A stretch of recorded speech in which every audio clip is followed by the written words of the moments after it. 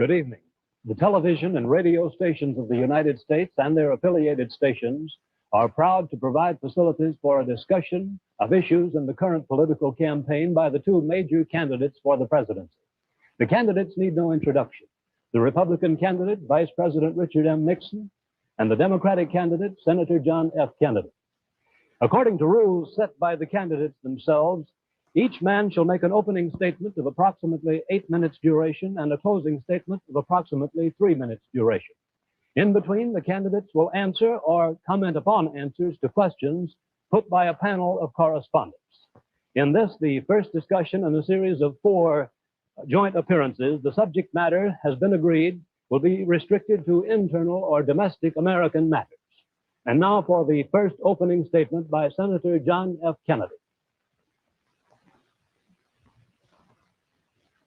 Smith, Nixon. In the election of 1860, Abraham Lincoln said the question was whether this nation could exist half slave or half free. In the election of 1960, and with the world around us, the question is whether the world will exist half slave or half free, whether it will move in the direction of freedom, in the direction of the road that we are taking, or whether it will move in the direction of slavery.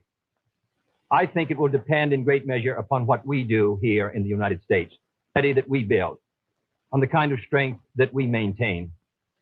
We discussed tonight domestic issues, but I would not want that to be any implication to be given that this does not involve directly our struggle with Mr. Khrushchev for survival. Mr. Khrushchev is in New York, and he maintains the communist offensive throughout the world because of the productive power of the Soviet Union itself. The Chinese communists have always had a large population, but they are important and dangerous now because they are mounting a major effort within their own country. The kind of country we have here, the kind of society we have, the kind of strength we build in the United States will be the defense of freedom. If we do well here, if we meet our obligations, if we're moving ahead, then I think freedom will be secure around the world. If we fail, then freedom fails. Therefore, I think the question before the American people is, are we doing as much as we can do? Are we as strong as we should be? Are we as strong as we must be if we're going to maintain our independence? And if we're going to maintain and hold out the hand of friendship to those who look to us for assistance, to those who look to us for survival? I should make it very clear that I do not think we're doing enough, that I am not satisfied as an American with the progress that we are making. This is a great country, but I think it could be a greater country. And this is a powerful country, but I think it could be a more powerful country. I'm not satisfied to have 50% of our steel mill capacity unused. I'm not satisfied when the United States had last year the lowest rate of economic growth of any major industrialized society in the world, because economic growth means strength and vitality. It means we're able to sustain our defenses. It means we're able to meet our commitments abroad. I'm not satisfied when we have over $9 billion worth of food, some of it rotting, even though there is a hungry world, and even though 4 million Americans wait every month for a food package from the government, which averages 5 cents a day per individual. I saw cases in West Virginia, here in the United States, where children took home part of their school lunch in order to feed their families, because I don't think we're meeting our obligations towards these Americans. I'm not satisfied when the Soviet Union is turning out twice as many scientists and engineers as we are.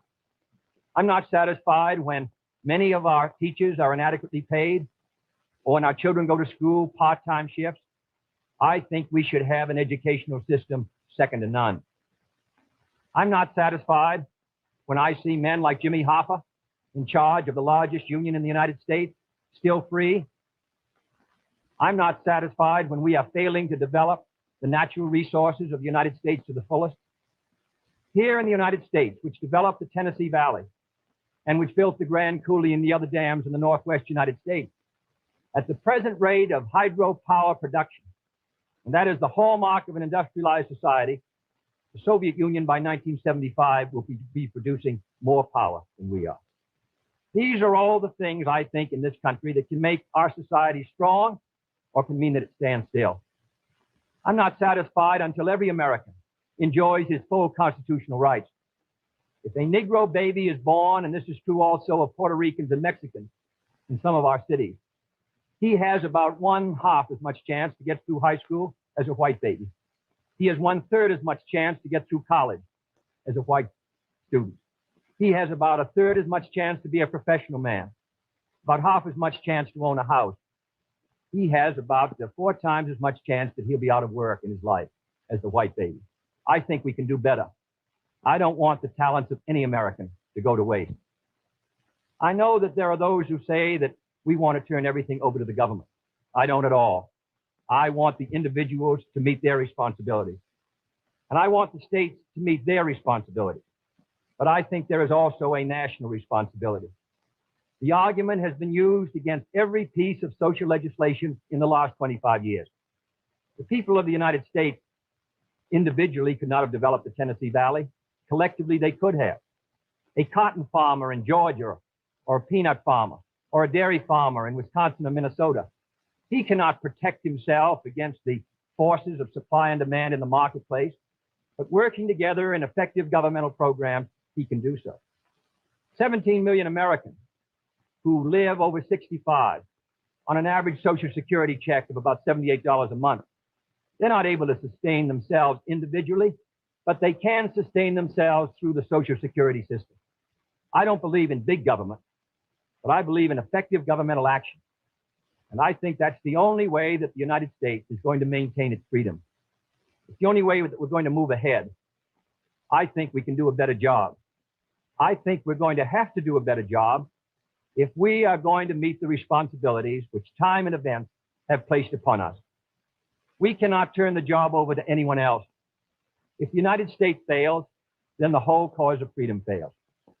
And I think it depends in great measure on what we do here in this country. The reason Franklin Roosevelt was a good neighbor in Latin America was because he was a good neighbor in the United States. Because they felt that the American society was moving again. I want us to recapture that image.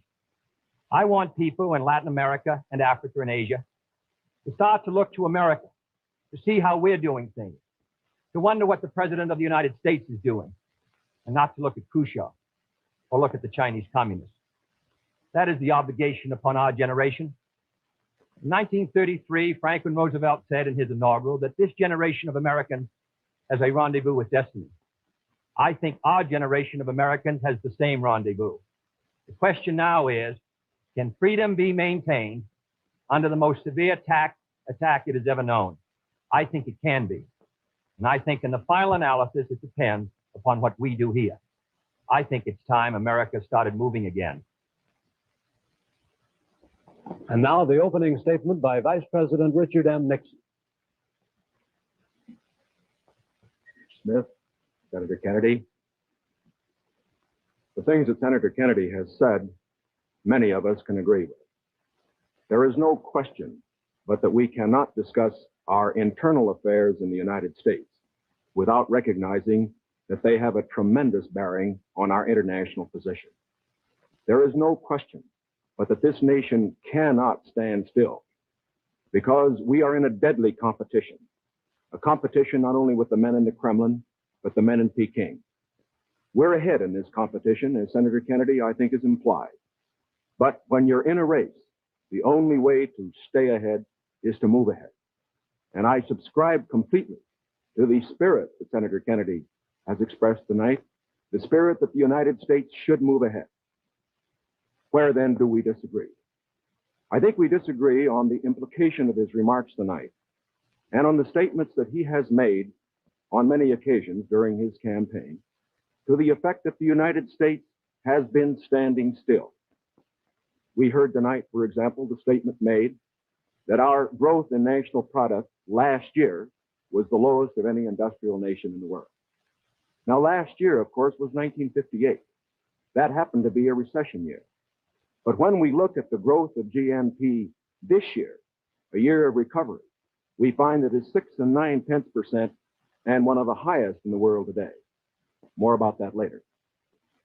Looking then to this problem of how the United States should move ahead and where the United States is moving, I think it is well that we take the advice of a very famous campaigner, Let's look at the record.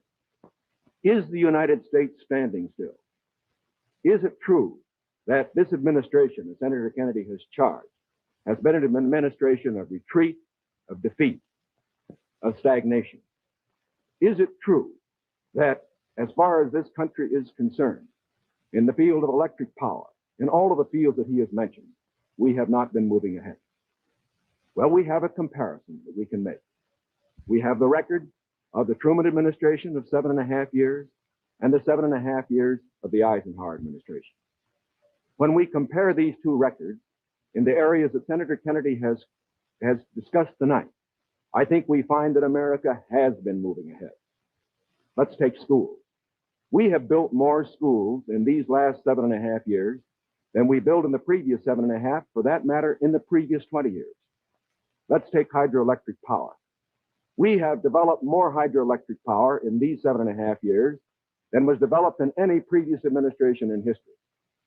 Let us take hospitals. We find that more have been built in this administration than in the previous administration. The same is true of highways. Let's put it in terms that all of us can understand. We often hear gross national product discussed, and in that respect, may I say that when we compare the growth in this administration with that of the previous administration, that then there was a total growth of 11% over 7 years. In this administration, there's been a total growth of 19% over 7 years. That shows that there's been more growth in this administration than in its predecessors. But let's not put it there. Let's put it in terms of the average family. What has happened to you? We find that your wages have gone up 5 times as much in the Eisenhower administration as they did in the Truman administration. What about the prices you pay? We find that the prices you pay went up 5 times as much in the Truman administration as they did in the Eisenhower administration. What's the net result of this? This means that the average family income went up 15% in the Eisenhower years as against 2% in the Truman years. Now, this is not standing still. But good as this record is, may I emphasize, it isn't enough. A record is never something to stand on. It's something to build on. And in building on this record, I believe that we have the secret for progress. We know the way to progress. And I think, first of all, our own record proves that we know the way. Senator Kennedy has suggested that he believes he knows the way. I respect the sincerity with which he makes that suggestion. But on the other hand, when we look at the various programs that he offers, they do not seem to be new. They seem to be simply retreads of the programs of the Truman administration which preceded it. And I would suggest that during the course of the evening, he might indicate those areas in which his programs are new, where they will mean more progress than we had then. What kind of programs are we for? We are for programs that will expand educational opportunities, that will give to all Americans their equal chance for education, for all of the things which are necessary and dear to the hearts of our people. We are for programs, in addition, which will see that our medical care for the aged is much better handled than it is at the present time. Here again, may I indicate that Senator Kennedy and I are not in disagreement as to the aim. We both want to help the old people. We want to see that they do have adequate medical care. The question is the means. I think that the means that I advocate will reach that goal better than the means that he advocates.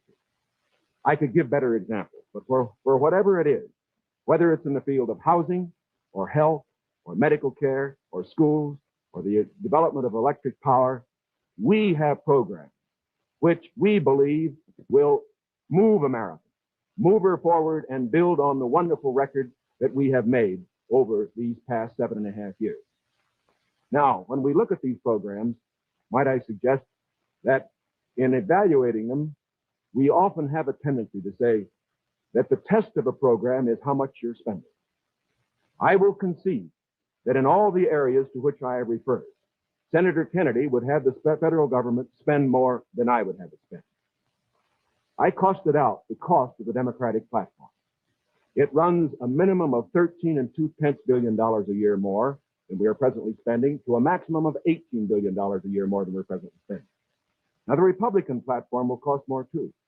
It will cost a minimum of $4 billion a year more, a maximum of $4.9 billion a year more than we're presently spending. Now, does this mean that his program is better than ours?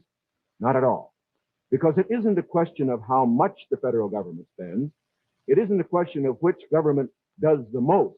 It's a question of which administration does the right thing.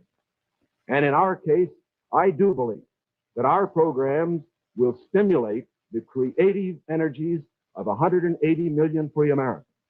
I believe the programs that Senator Kennedy advocates will have a tendency to stifle those creative energies. I believe, in other words, that his programs would lead to the stagnation of the motive power that we need in this country to get progress. The final point that I would like to make is this. Senator Kennedy has suggested in his speeches that we lack compassion for the poor, for the old, and for others that are unfortunate. Let us understand throughout this campaign that his motives and mine are sincere. I know what it means to be poor. I know what it means to see people who are unemployed. I know Senator Kennedy feels as deeply about these problems as I do. But our disagreement is not about the goals for America, but only about the means to reach those goals. Thank you, Mr. Nixon. That completes the opening statements, and now the candidates will answer questions or comment upon one another's answers to questions put by correspondents of the networks. The correspondents. I'm Sandra Van Oker, NBC News. I'm Charles Warren, Mutual News. I'm Stuart Novin, CBS News. Bob Fleming, ABC News. The first question to Senator Kennedy from Mr. Fleming. Senator, the Vice President in his campaign has said that you are naive and at times immature. He has raised the question of leadership. On this issue, why do you think people should vote for you rather than the Vice President? The Vice President and I came to the Congress together in 1946. We both served in the Labor Committee. I've been there now for 14 years, the same period of time that he has, so that our experience in government is comparable. Secondly, I think the question is, what are the programs that we advocate? What is the party record that we lead? I come out of the Democratic Party, which in this century has produced Woodrow Wilson and Franklin Roosevelt and Harry Truman, and which supported and sustained these programs which I've discussed tonight. Mr. Nixon comes out of the Republican Party. He was nominated by it. And it is a fact that through most of these last 25 years, the Republican leadership has opposed federal aid for education, medical care for the aged, development of the Tennessee Valley, development of our natural resources. I think Mr. Nixon is an effective leader of his party. I hope he would grant me the same. The question before us is, which point of view and which party do we want to lead the United States? Mr. Nixon, would you like to comment on that statement? I have no comment. The next question, Mr. Novin. Mr. Vice President, your campaign stresses the value of your 8-year experience. And the question arises as to whether that experience was as an observer or as a participant or as an initiator of policy making. Would you tell us, please, specifically what major proposals you have made in the last 8 years that have been adopted by the administration? It would be rather difficult to cover them in 2.5 minutes. I would suggest that these proposals could be mentioned. First, after each of my foreign trips, I have made recommendations that have been adopted. For example, after my first trip abroad, I strongly recommended that we increase our exchange programs, particularly as they related to exchange of persons of leaders in the labor field and in the information field. After my trip to South America, I made recommendations that a separate inter-American lending agency be set up, which the South American nations would like much better than to participate in the lending agencies which treated all the countries of the world the same.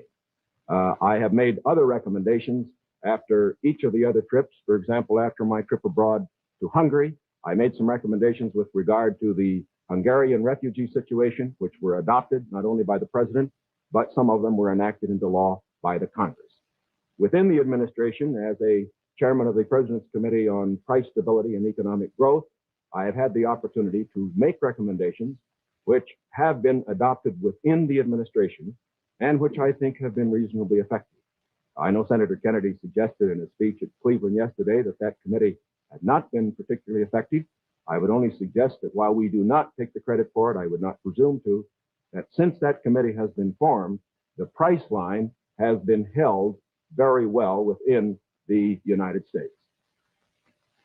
Well, I would say in the latter and that's what I found somewhat unsatisfactory about the figures, Mr. Nixon, that you used in your previous speech. When you talked about the Truman administration, Mr. Truman came to office in 1944 and at the end of the war, and difficulties that were facing the United States during that period of transition, 1946, when price controls were lifted. So it's rather difficult to use an overall figure of taking those 7.5 years and comparing them to the last 8 years. I'd prefer to take the overall percentage record of the last 20 years of the Democrats and the 8 years of the Republicans to show an overall period of growth.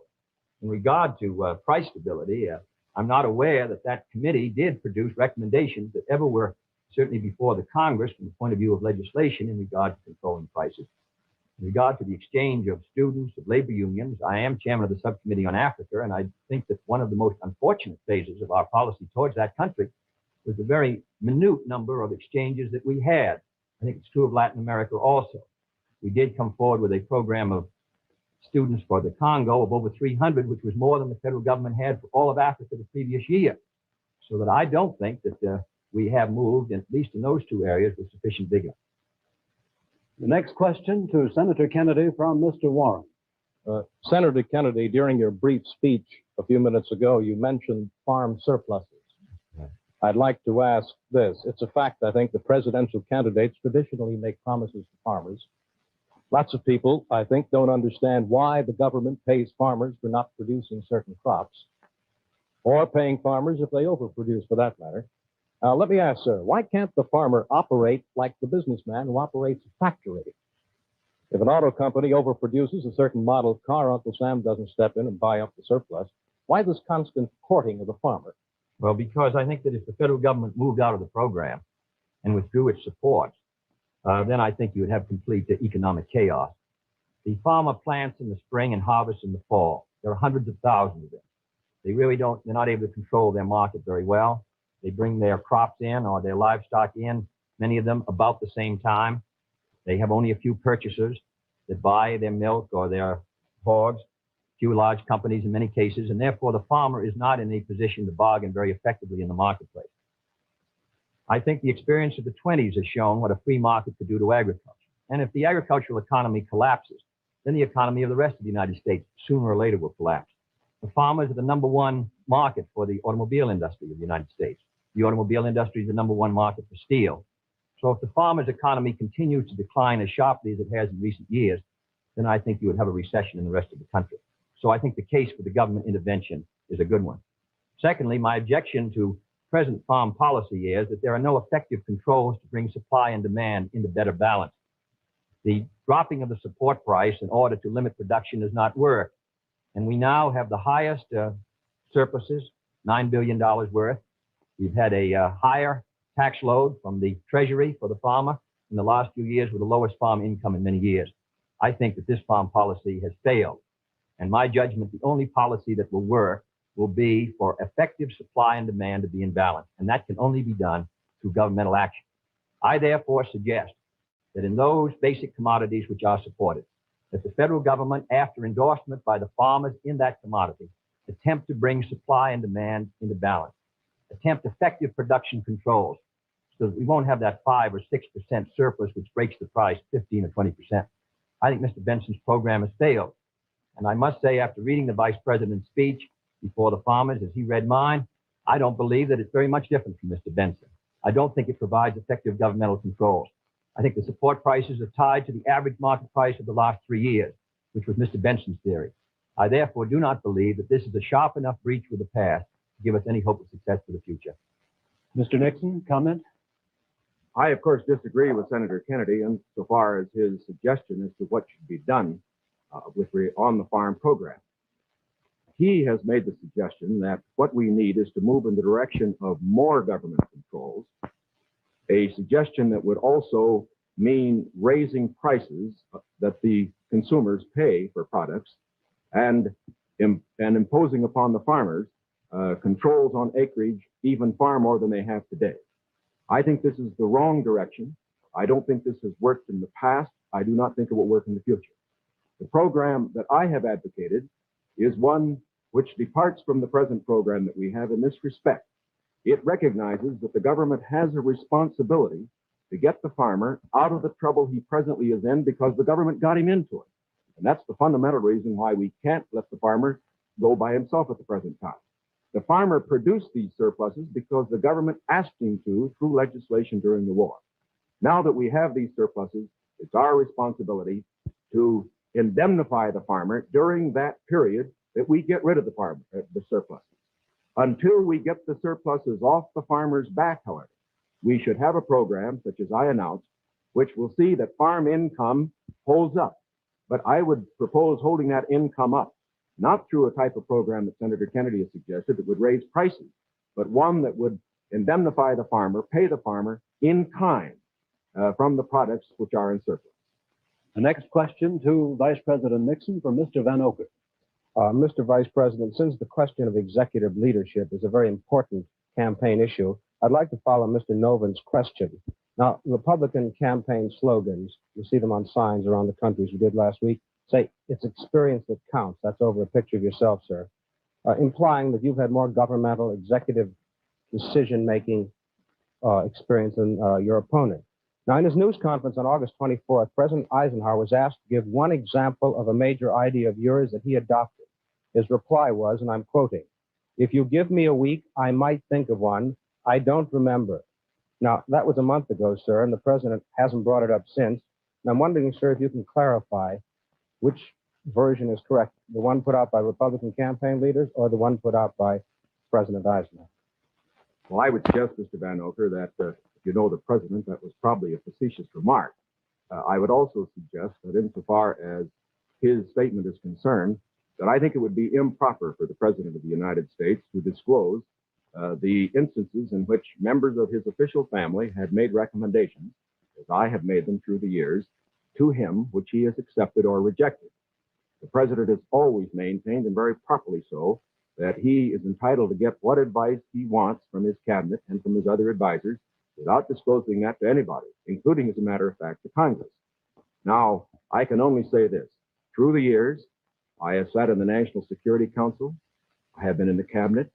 I have met with the legislative leaders. I have met with the president when he made the great decisions with regard to Lebanon, Kimoy Matsu, other matters. The president has asked for my advice. I have given it. Sometimes my advice has been taken. Sometimes it is not. I do not say that I have made the decision.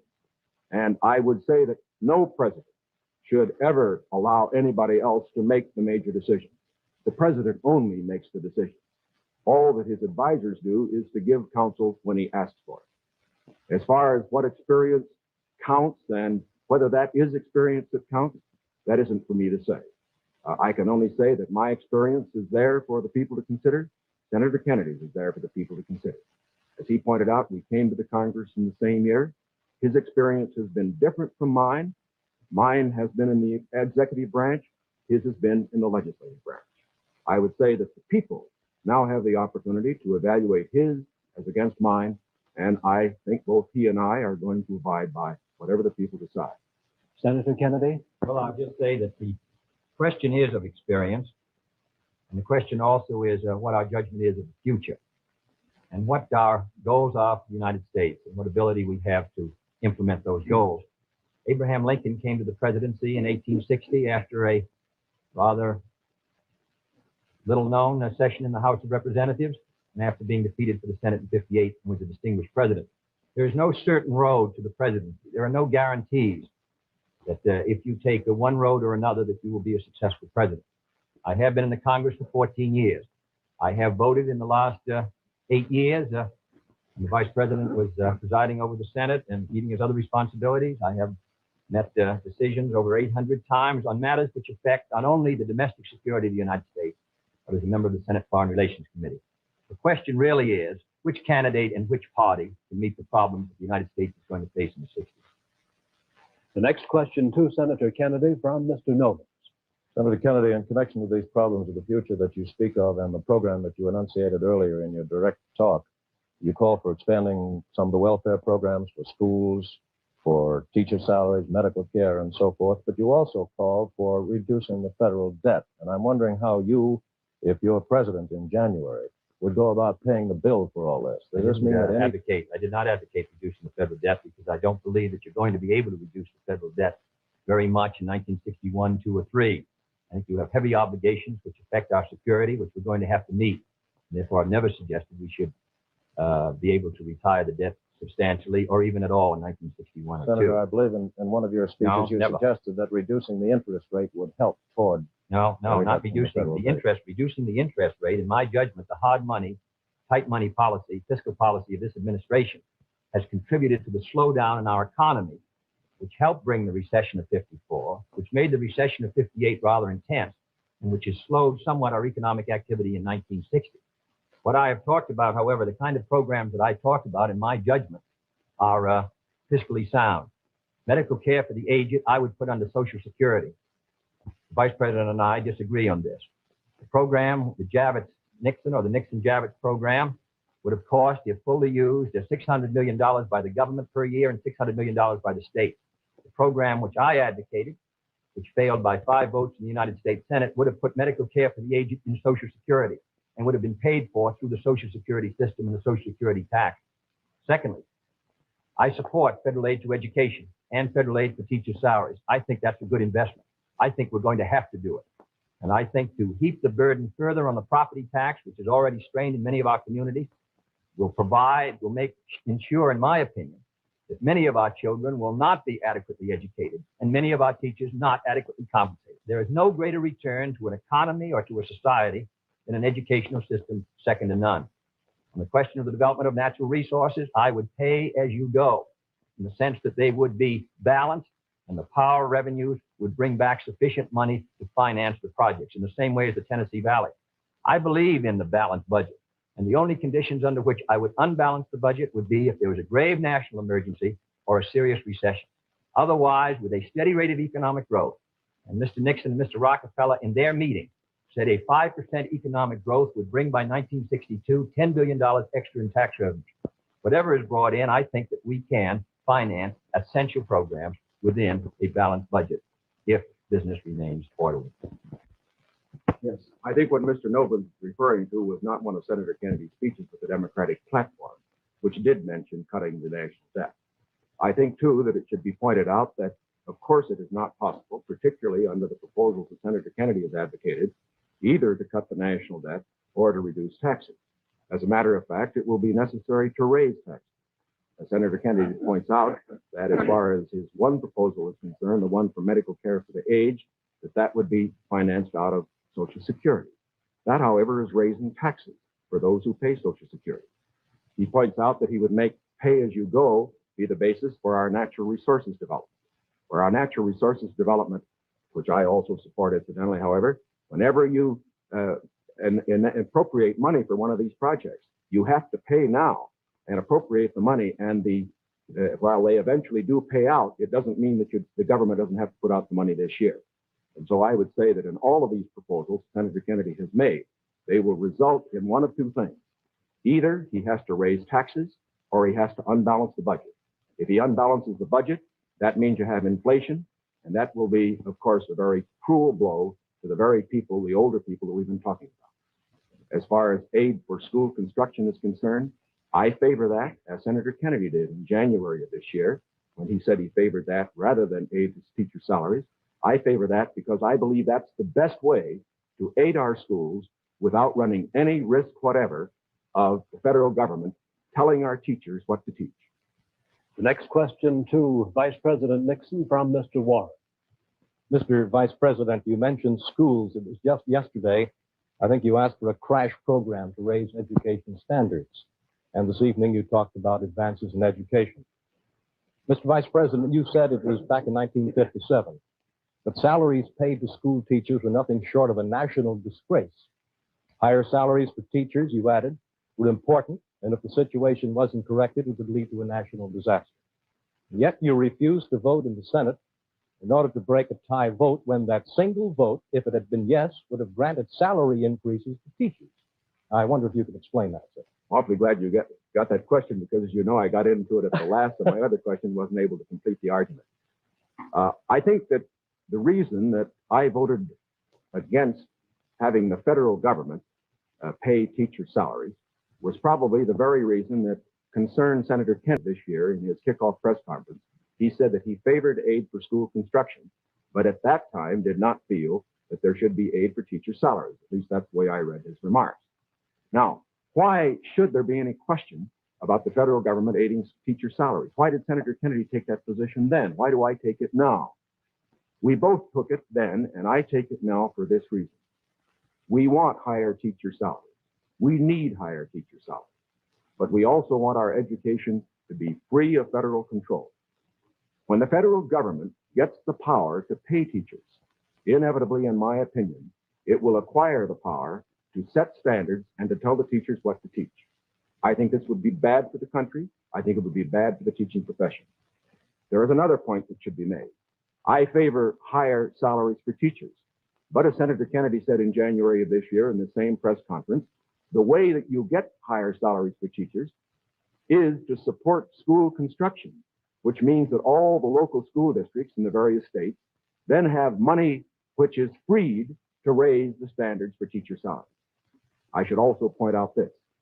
Once you put the responsibility on the federal government for paying a portion of teacher salaries, your local communities and your states are not going to meet the responsibility as much as they should. I believe, in other words, that we have seen the local communities in the states assuming more of that responsibility. Teacher salaries, very fortunately, have gone up 50% in the last 8 years, as against only a 34% rise for other salaries. This is not enough. It should be more. But I do not believe that the way to get more salaries for teachers is to have the federal government get in with a massive program. My objection here is not the cost in dollars. My objection here is the potential cost in controls and eventual freedom for the American people by giving the federal government power over education. And that is the greatest power a government can have. Senator Kennedy's comment? When the vice president quotes me in January 60, I do not believe the federal government should pay directly teacher salaries, but that was not the issue before the Senate in February. The issue before the Senate was that the money would be given to the state. The state then could determine whether the money would be spent for school construction or teacher salaries. On that question, the vice president and I disagreed. I voted in favor of that proposal and supported it strongly because I think that that provided assistance to our teachers for their salaries without any chance of federal control. And it is on that vote that Mr. Nixon and I disagreed, and his tie vote defeated. His breaking the tie defeated the proposal. I don't want the federal government paying teachers' salaries directly, but if the money will go to the states, and the states can then determine whether it shall go for school construction or for teacher salaries, in my opinion, you protect the local authority over the school board and the school committee. And therefore, I think that was a sound proposal, and that is why I supported it, and I regret that it did not pass. Secondly, there have been statements made that the Democratic platform would cost a good deal of money and that I'm in favor of unbalancing the budget. That is wholly wrong, wholly in error, and it is a fact that in the last 8 years, the Democratic Congress has reduced the request for the appropriation by over $10 billion. That is not my view, and I think it ought to be stated very clearly on the record. My view is that you can do these programs, and they should be carefully drawn within a balanced budget if our economy is moving ahead. The next question to Senator Kennedy from Mr. Van Oker. Senator, you've been promising the voters that if you are elected president, you'll try and push through Congress bills on medical aid to the aged, a comprehensive minimum hourly wage bill, federal aid to education. Now, in the August post-convention session of the Congress, when you at least held up the possibility you could one day be president, and when you had overwhelming majorities, especially in the Senate, you could not get action on these bills. Now, how do you feel that you'll be able to get them in January if you weren't able to get them in August? If I may take the bills, we did pass in the Senate a bill to provide a $1.25 minimum wage. It failed because the House did not pass it, and the House failed by 11 votes. And I might say that 2/3 of the Republicans in the House voted against a $1.25 minimum wage, and a majority of the Democrats sustained it. Nearly 2/3 of them voted for the $1.25. We were threatened by a veto if we passed $1.25. It's extremely difficult, with the great power that the president does, to pass any bill when the president is opposing. All the president needs to sustain his veto of any bill is 1/3 +1 in either the House or the Senate. Secondly, we passed a federal aid to education bill in the Senate. It failed to come to the floor of the House of Representatives. It was killed in the Rules Committee. And it is a fact in the August session that the 4 members of the Rules Committee who were Republicans, joining with 2 Democrats, voted against sending the aid to education bill to the floor of the House. 4 Democrats voted for it. Every Republican on the Rules Committee voted against sending that bill to be considered by the members of the House of Representatives. Thirdly, on medical care for the aged. This is the same fight that's been going on for 25 years in Social Security. We wanted to tie it to Social Security. We offered an amendment to do so. 44 Democrats voted for it. 1 Republican voted for it. And we were informed at the time it came to a vote that if it was adopted, the President of the United States would veto it. In my judgment, a vigorous Democratic president, supported by a Democratic majority in the House and Senate, can win the support for these programs.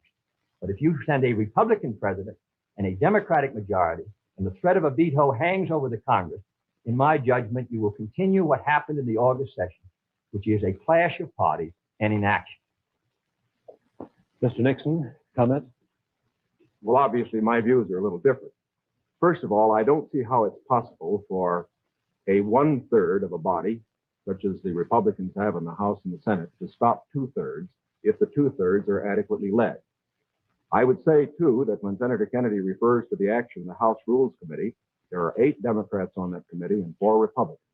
It would seem to me, again, that it is very difficult to blame the 4 Republicans for the 8 Democrats not getting something through that particular committee.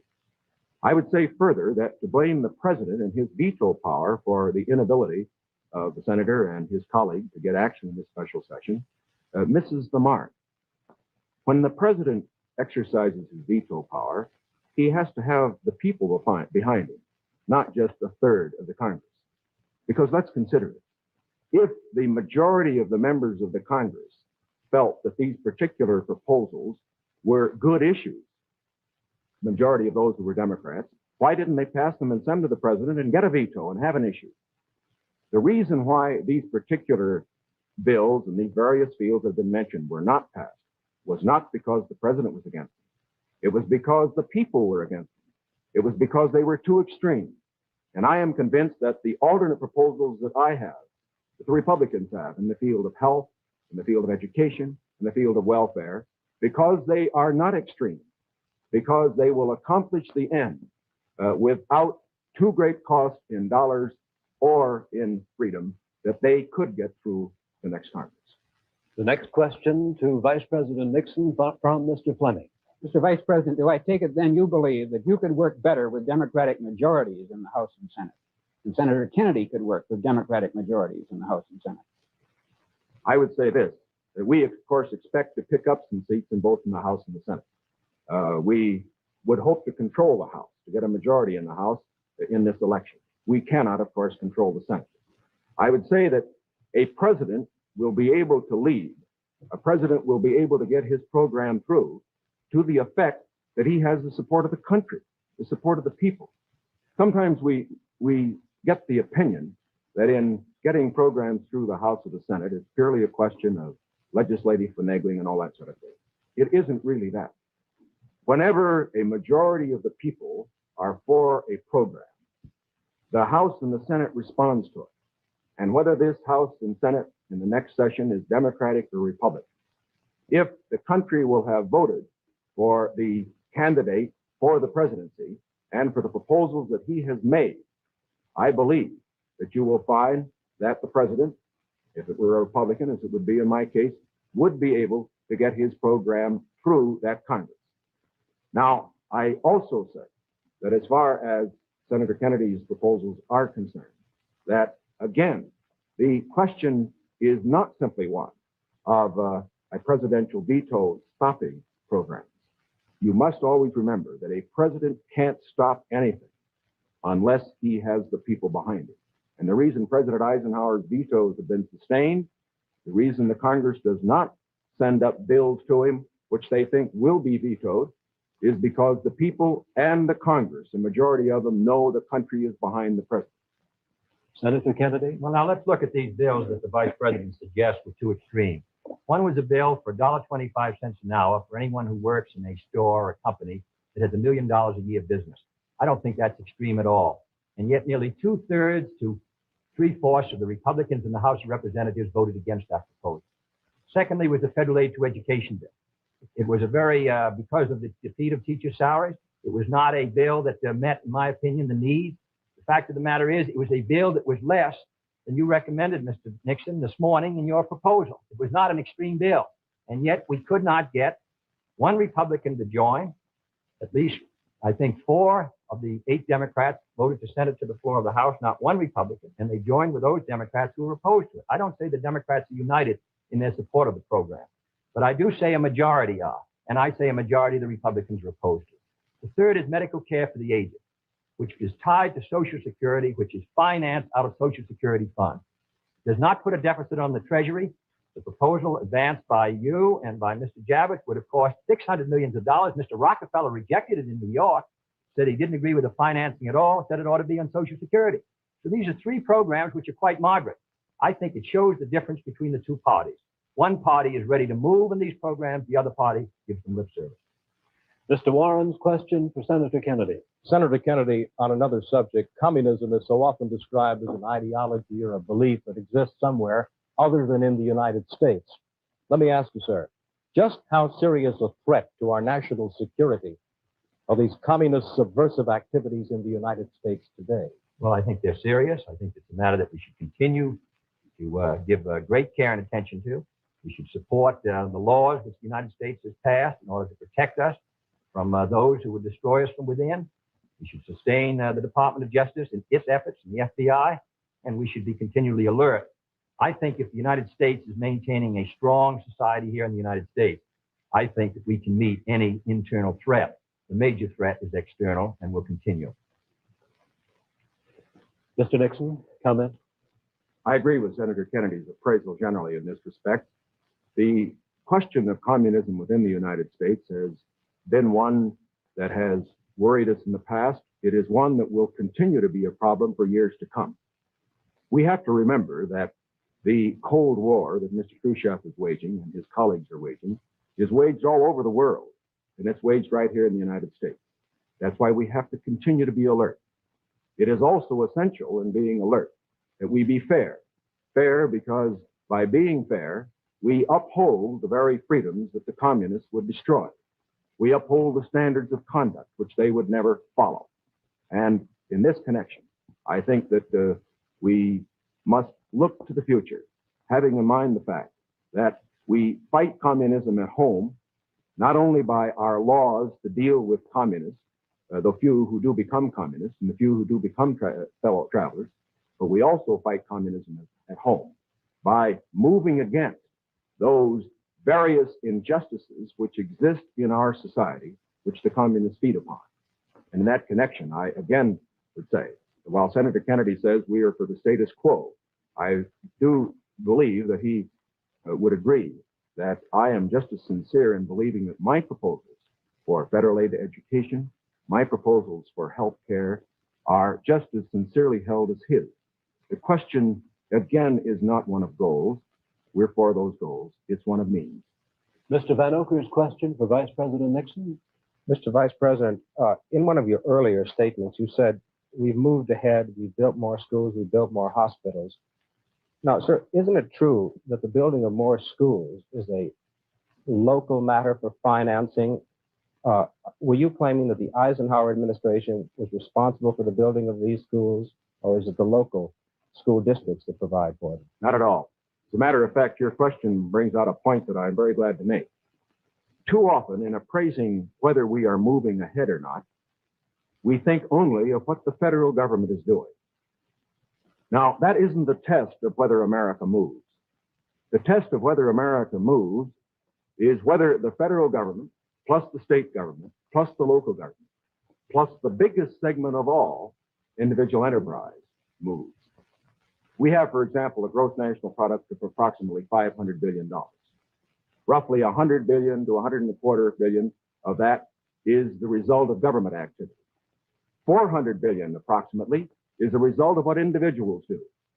Now, the reason the Eisenhower administration has moved, the reason that we've had the funds, for example, locally, to build the schools and the hospitals and the highways, to make the progress that we have, is because this administration has encouraged individual enterprise.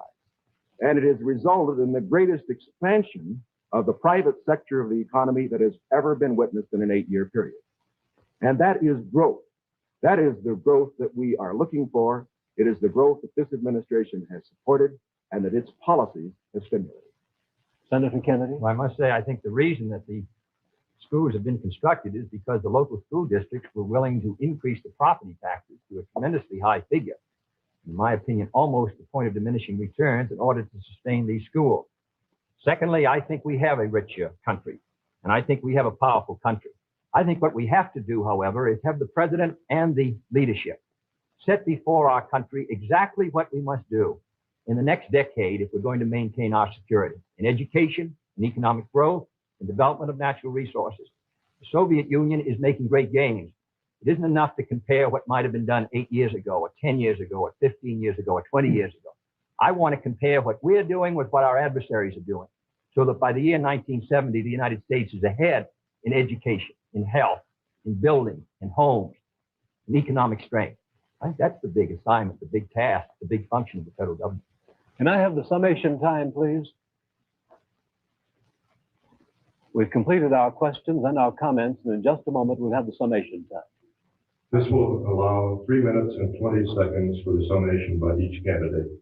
3 minutes and 20 seconds for each candidate. Vice President Nixon, will you make the first summation? Thank you, Mr. Smith. Senator Kennedy.